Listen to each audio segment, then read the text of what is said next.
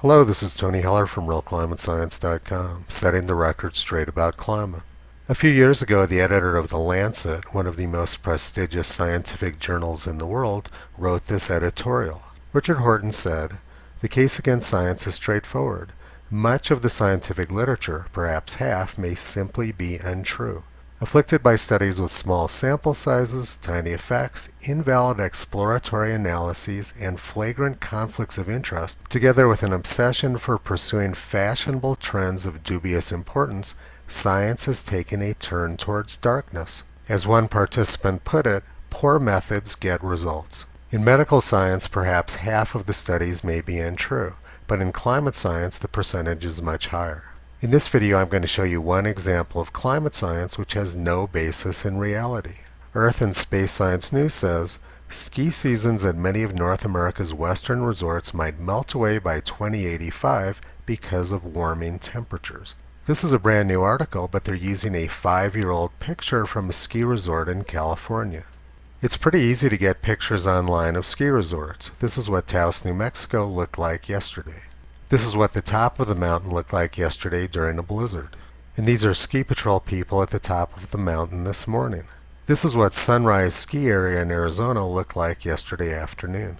We've been having a lot of snow in the West in recent years, so the authors of the article had to use a 5-year-old picture to try to get their propaganda across. But weather is not climate, so let's look at the long-term data. Over the last 50 years, autumn snow extent in North America has greatly increased, with recent years being at a record high.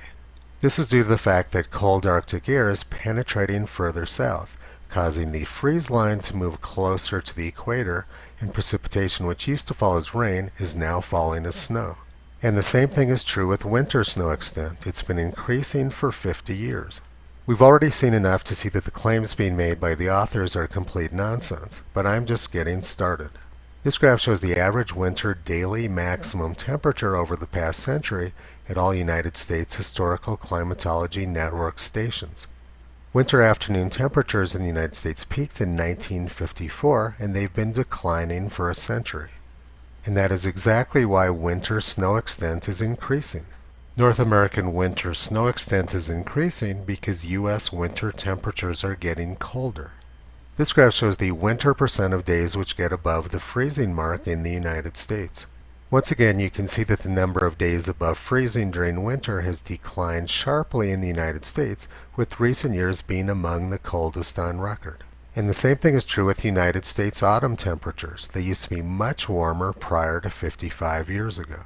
This graph shows the autumn percent of days above 60 degrees Fahrenheit in the United States. They've declined sharply, with the last 2 years being among the coldest on record. When I was a child, ski season typically went from December through March. Now it's going more like October to June or July. I grew up skiing and used to be a ski racer. Anyone who's paying attention knows that ski seasons have gotten much better in the United States over the past 50 years. When I was a child, on many days after skiing, I would have to repair the bottom of my skis because they'd been scraped over rocks. Skiing in the West was frequently very marginal in the 1960s and 1970s. It's gotten much better. This is what Mammoth, California looked like in 2017. It's no surprise that the article used a picture from 2015. This is what Squaw Valley, California looked like 2 days ago. But it wasn't always like that at Squaw Valley. The 1960 Winter Olympics were held there and almost had to be canceled because they didn't have any snow. Snow fell at the last minute and rescued the 1960 Squaw Valley Winter Olympics. In 2004, climate fraudster Katharine Hayhoe said that California only had until the year 2060. She said, "If we don't change our ways, holding another Winter Olympics in Squaw Valley would be very difficult." The 2060 number is something she simply made up, and she obviously isn't aware of the actual history of the 1960 Winter Olympics, which were very difficult. The author of this 2006 article attempted to rewrite history. They said, 46 years ago this month, the world's athletes frolicked in the snow at the 1960 Winter Olympics in Squaw Valley.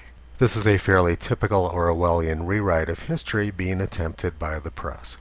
Reality is that they almost had to move the 1960 Winter Olympics to the Northeast because there was no snow in California. But conditions in California now are very different than they were in 1960. They have so much snow that people are being killed by avalanches. Thus the 5-year-old picture in the brand new article. This is a similar article from 2008 done by 2 scientists at the University of Colorado here in Boulder. They said, climate change may force skiers uphill. The study by 2 Colorado researchers says Aspen Mountain in Colorado and Park City in Utah will see dramatic changes even with a reduction in carbon emissions which fuel climate change. If carbon emissions increase, the average temperature at Park City will be 10.4 degrees warmer by 2100, and there likely will be no snowpack, according to the study. Skiing at Aspen with an average temperature 8.6 degrees higher than now will be marginal. But the data shows that winter temperatures in the United States have been declining for a century. In other words, these scientists didn't do any research. This graph shows annual snowfall here in Boulder, where the University of Colorado is located.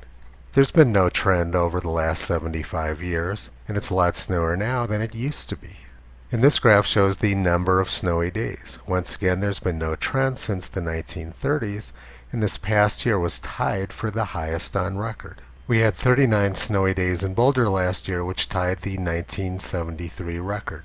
All these claims made by these University of Colorado scientists were complete nonsense. We are getting lots of snow in Colorado in recent years. But there wasn't always a lot of snow in Colorado. At Christmas 1976, President Ford tried to take his vacation at Vail, but there wasn't any snow. We were having a terrible drought in the West at that time.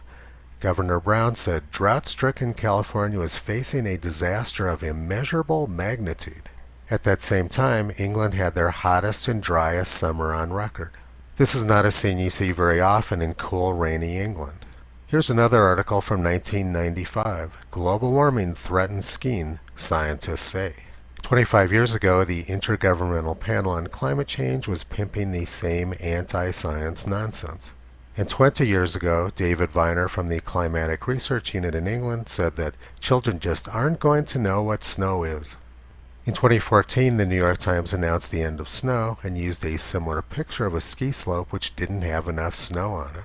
And in 2006, the New York Times announced that skiing at Whistler in Canada was ruined by global warming. This is what Whistler looked like yesterday. In 2016, the New York Times and Governor Jerry Brown announced the California permanent drought. That's the same Governor Brown who 40 years earlier said California was facing a disaster of immeasurable magnitude. Wired magazine also said that California's drought is probably forever. And a few months later, California had their wettest winter on record. This is very similar to what happened after the drought in 1977. California flooded for several years after that.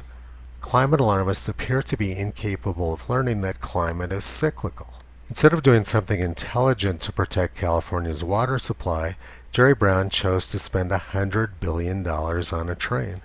He believed that reducing greenhouse gas emissions would prevent droughts in California. California has a very long history of drought. They used to get droughts which were about 200 years long. Climate experts want you to believe that all of these tremendous droughts from the past were natural, but little tiny recent ones were man-made. What these climate scientists are doing makes no sense and has nothing to do with science. This is exactly what the editor of Lancet was saying. The case against science is straightforward. Much of the scientific literature, perhaps half, may simply be untrue. President Eisenhower warned about this in his farewell speech in 1961.